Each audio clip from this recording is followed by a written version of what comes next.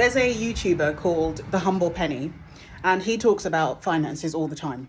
And he and his wife managed to become mortgage free, I think, like in their very early 30s, because they'd made a conscious decision that they were going to pay off their mortgage. And they chose to live in a house that was well below their means. And they lived basically as frugally as possible in order to pay off their mortgage. So, and especially to be fair, it was probably a lot easier when interest rates were like 0%, right? Like 0.5. Like my current mortgage is on like a 1.5%. And that's even like, I was outraged that it was even 1.5% when I remortgaged just a couple of years ago, obviously before this hoo-ha with the mortgages. Anyway, so he was talking about, kind of like paying off your mortgage as a priority. And I really wish we'd done that, because when I think back, before we had children, we lived in a house that was well below what our salaries could afford. So it did allow us to kind of like build up quite a lot of savings.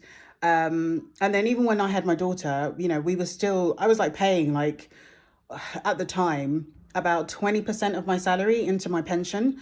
So, I could obviously live without the money. And now we have 3 kids. We bought this house, which was then double our mortgage. And yes, it was lifestyle inflation that has led us to this point, but we could have afforded that and still continue to overpay into our pensions because we got pay rises.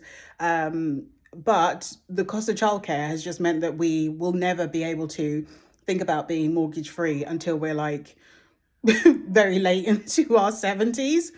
Maybe not late into our 70s, maybe by the time we're 60, something like that.